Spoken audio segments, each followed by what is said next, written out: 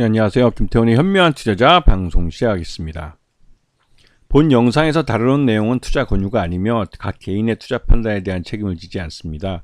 별도의 SNS 채널 가입을 유도하거나 투자 권유 및 유료 리딩 서비스를 홍보하는 불법 사칭 계정에 유의하시기 바랍니다. 자, 오늘은 형제 엘리트에 대해서 좀 설명을 드리겠습니다. 지난번에 그 블로그에는 먼저 좀 써드렸는데요. 최근 들어서 이 형제 엘리트는 이 실적이라는 게 이제 소비에 그 연동되어 움직이기 때문에 실적이 좀 부진한 건 사실입니다. 하지만 이번에 6월 실적 범위로 따지면 그래도 뭐 나름 어닝 서프라이즈라고 할 수 있을 만큼 경기가 나쁜데도 자기만의 시장, 이 학생복이라는 또 이 노동자들의 작업복이라는 이런 어떠한 특수한 분야에서 확고한 시장 지배력을 갖고 있어서 그런 쪽에서 꾸준히 수익을 내고 있는 그런 상황이죠. 그리고 이 형제 엘리트는 중국 업체 합작으로 중국에도 관계사를 갖고 있는데 그 상해 엘리트라는 회사고, 이 회사가 최근 들어서 이 규모의 경제를 달성하며 흑자 전환에 성공을 했습니다. 그러면서 매출 외형이 계속 늘고 있는데요.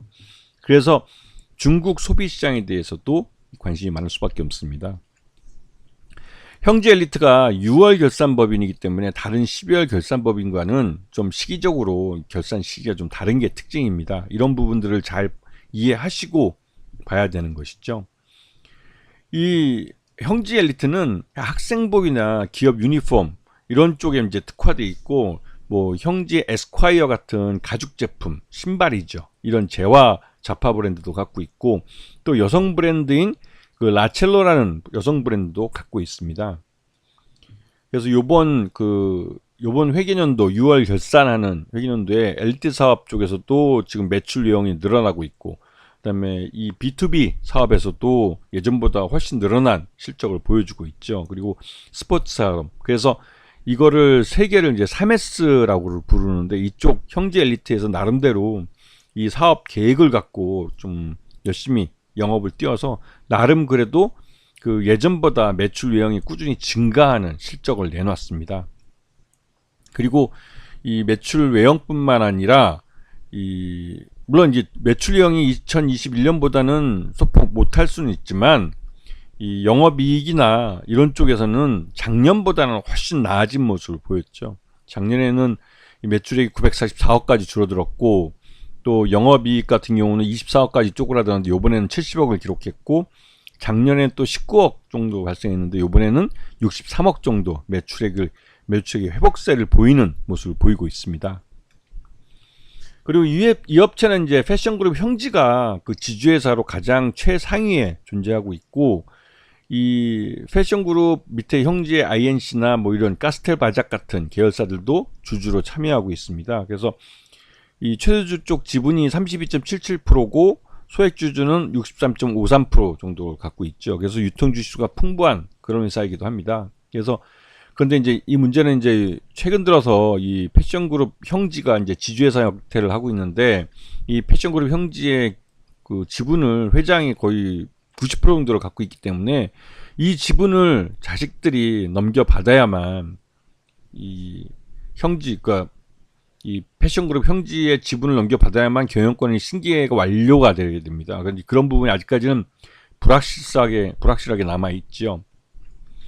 자, 지금 최근 들어서 이 형제 엘리트 주가가 급등하고 있는데요. 그 가장 큰 이유는 바로 중국 업체. 지금 중국의 이제 업체와 합작으로 만든 상해 엘리트라는 중국에 있는 이 교복 업체입니다. 이제 이 상해 엘리트는 주로 상해 지역을 중심으로 해서 좀 프리미엄 교복들을 판매하고 있고, 특히나 이제 부유층 자제들이 다니는 그런 특수한 중학교와 고등학교 같은 그런 쪽에만 이 교복을 납품하고 있습니다. 그만큼 한국의 교복을 엘리트라는 브랜드를 갖고 와서 사업을 하기 때문에 교복 자체가 굉장히 비싸죠. 그래서 이제 중국에서도 중산층 이상만 다닐 수 있는 그런 프라이빗한 스쿨에 이 교복을 납품하고 있고, 그게 매출 외형이 꽤 빠르게 성장하면서 드디어 재작년부터 이제 작년인가요? 흑자 전환에 성공했습니다. 그리고 올해는 더 이게 실적이 증가해서 이 그 매출 외형이 그 성장세에 들어갔다라고 평가를 받고 있죠. 이 말씀을 이렇게 드리는 이유는 이 상해 엘리트는 중국에서 아까 말씀드렸듯이 이제 프리미엄 교복을 중심으로 해서 영업을 하고 있는 회사고, 이 아직까지는 일반 대중이 아니라 그 부유층 자제들이 다니는 그런 프라이빗한 스쿨에만 교복을 납품하는데도 불구하고 매출액이 180억대까지 증가를 했다는 사실이죠. 이 말은 일반 대중적인 일반 학생들에게 교복을 납품할 수 있을 만큼 다운그레이드해서 교복을 이제 판매를 하면 꽤 큰 시장 점유율을 가져갈 수도 있다는 기대감을 갖게 하는 겁니다. 그리고 때마침 근데 이 형지 이쪽은 앞에 잠깐 설명드렸듯이 형지그룹 회장인 최병호 회장이 이 패션그룹 형지라는 지주회사 지분을 거의 대부분 90% 정도를 갖고 있습니다. 그래서 지금 아들인 최준호 가스탈 바작 대표, 이쪽은 이제 골프웨어 쪽인데요. 이쪽에 이제 대표이사를 시키면서 경영 수업을 하고 있고, 작년은 최혜원 형제 INC 대표가 맡고 있는데, 이 자식들은 실적들이 별로 안 좋아요. 이 말뜻은 그러다 보니까 이제 고령인 이 최병호 형제그룹 회장이 경영 일선에서 물러났다가 최근에 작년부터 이제 다시 경영 일선에 복귀한 걸로 알려져 있습니다. 그만큼 이 최준호 대표나 이 최혜원 대표가 이 아버지인 최병호 회장이 볼 때 경영 수완이 그렇게 좋아 보이지 않는 모습이죠. 왜냐면 이 코로나 때도 이제 골프웨어 쪽은 굉장히 그 성장을 하고 그 골프 산업 자체가 굉장히 성장을 했었는데, 오히려 그 시기에 카스텔바작은 역성장을 했습니다. 이런 게 지금 최병호 회장 눈에는 별로 안 좋게 보이는 것이죠. 그래서 이 형지그룹은 가장 그 주가의 발목을 잡는 이슈는 바로 이 경영권 승계 이슈입니다.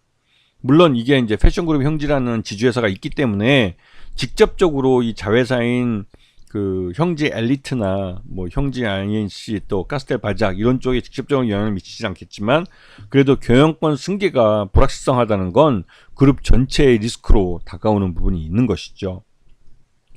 자, 보시면 이 최병호 외 특수관계라는 게 아까 말했던 그 자식들입니다. 그쪽이 100% 패션그룹 형제 지분을 갖고 있는데, 이 최병호 회장이 전체 지분의 90% 정도를 갖고 있죠. 나머지 지분을 이제 아들하고 딸이 갖고 있는 거고, 이 패션그룹 형제를 통해서 카스텔 바작인이 형제 엘리트를 지배하고 있는 구조를 갖고 있습니다. 그 형제 엘리트를 통해서 형제 에스콰이어를 또 지배하고 있죠. 그러면서 또 한편으로 형제 엘리트가 중국 업체 패션 업체인 보노와 합작으로 상해 엘리트라는 중국에 있는 아까 말했던 그 교복 업체를 설립을 했습니다. 그리고 이 업체에 꾸준히 투자를 했고, 이 업체는 지금 이제 그 규모의 경제를 달성하면서 흑자 전환에 성공했죠. 예.